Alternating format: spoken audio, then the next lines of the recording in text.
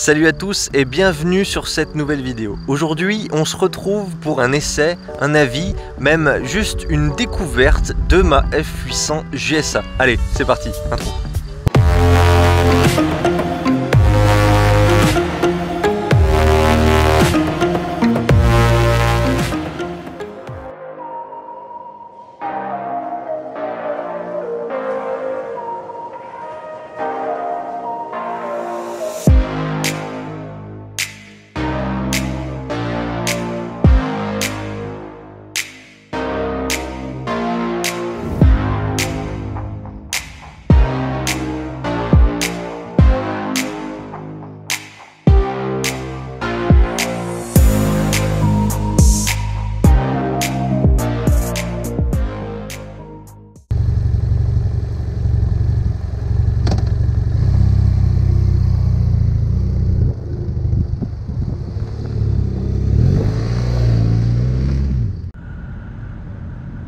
Coucou.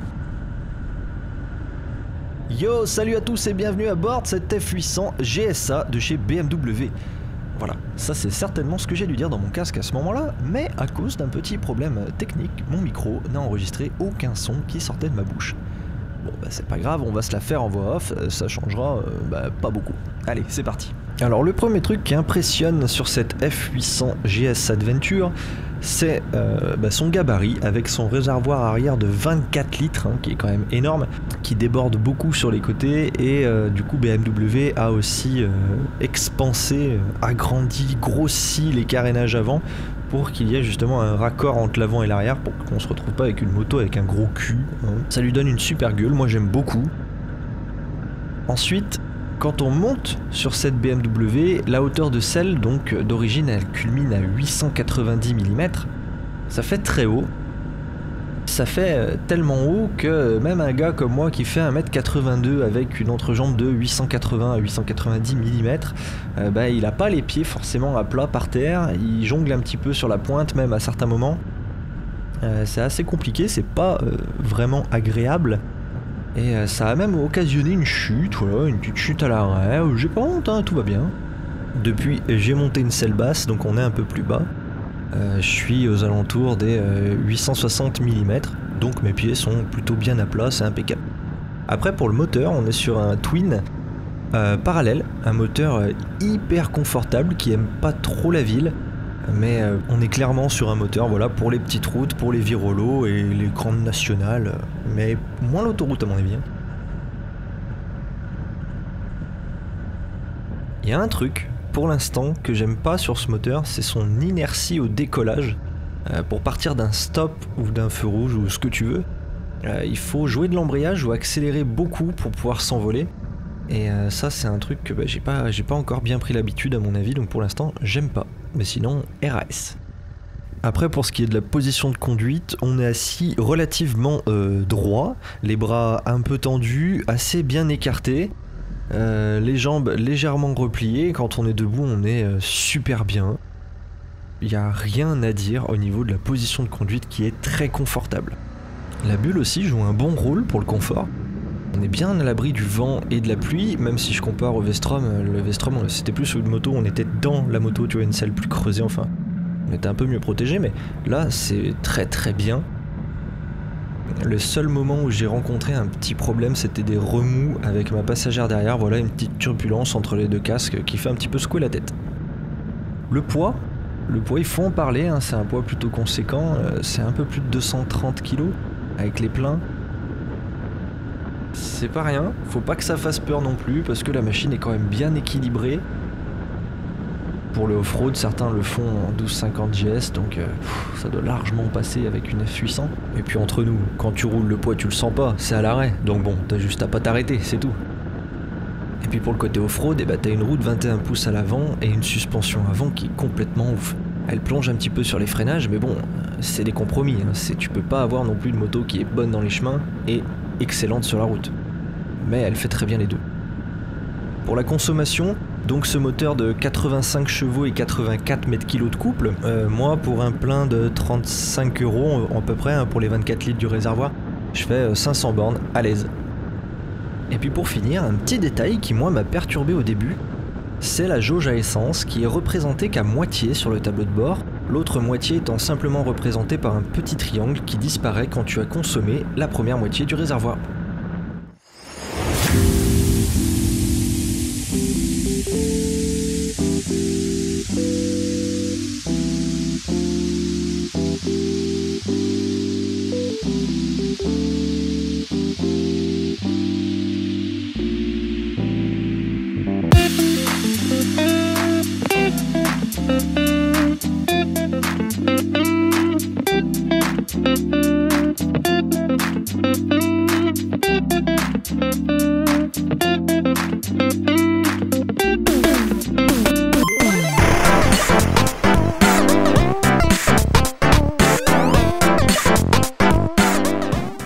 Allez, c'est parti pour cette présentation rapide et un peu plus en détail de la F800 GSA.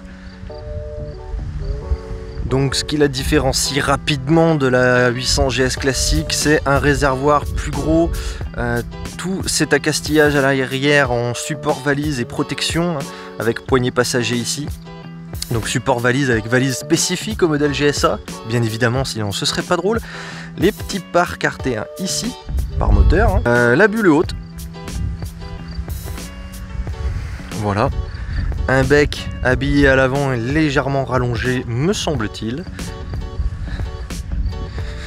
Et puis cette coloris rallye en rouge mat avec le cadre blanc et le petit plastique aluminisé. Je sais même pas si c'est du vrai alu. Non, je pense pas que ce soit du vrai alu. Non, je crois pas. Bref, en petit détail, on aura ici le réglage de l'amortisseur, donc quand vous êtes avec un passager ou chargé avec des bagages. En bas, on a le cale-pied qui a le caoutchouc démontable pour pouvoir avoir accès justement à cette partie crantée dessous pour tout ce qui est off-road. Idem pour la pédale de frein, on a une rehausse qui est plus mordante et qui du coup rehausse aussi la pédale de frein. On a un petit sabot ici qui protège pas grand chose mais qui est là quoi. Et on va regarder un peu au niveau du compteur comment ça se passe. Donc, la mise sous contact. Ah ouais, c'est joli.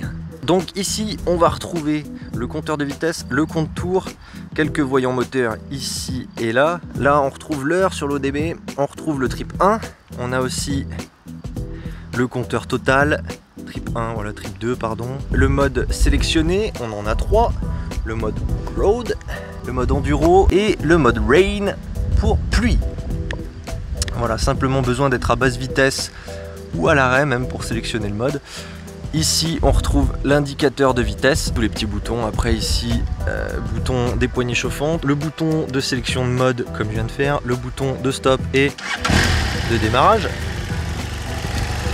le bouton info, le bouton warning, le bouton réglage des suspensions, extinction de l'ABS et du traction control, le bouton pour enclencher ou désenclencher les anti-brouillards, clignot, klaxon, appel de phare, bref vous connaissez. On revient ici rapidement, donc le bouton info que je viens de vous montrer qui sert à sélectionner l'info qu'on souhaite. Ici la vitesse moyenne, la conso moyenne 4,3 litres, la conso instantanée, ici la température moteur 63 degrés et ici les degrés extérieurs. Donc on est à l'arrêt, il n'a pas envie de nous le dire, ça l'emmerde. Ensuite on a le bouton, donc comme je disais, du contrôle de la suspension qui nous permet de choisir entre 3 modes, donc le mode confort, le mode normal et le mode sport. Ça jouera exclusivement sur la suspension arrière. Ici à côté de la clé on retrouve un mini DIN. Allez, on va finir rapido avec simplement mon explication de pourquoi moi je choisis ce genre de moto comme la F800 GS, pourquoi j'aime les trails, j'aime toutes les motos, du custom à la sportive. Toutes les motos me font rêver et je suis persuadé que je prendrai mon pied sur à peu près n'importe quelle machine. Mais pourquoi le trail? Parce que c'est les motos qui me font vraiment rêver, rien qu'en les regardant je voyage déjà. Donc voilà. Et puis ma femme aime particulièrement monter à l'arrière, elle se sent en sécurité un peu plus haute. Moi ça me va, hein. Si elle ça lui va, c'est encore mieux.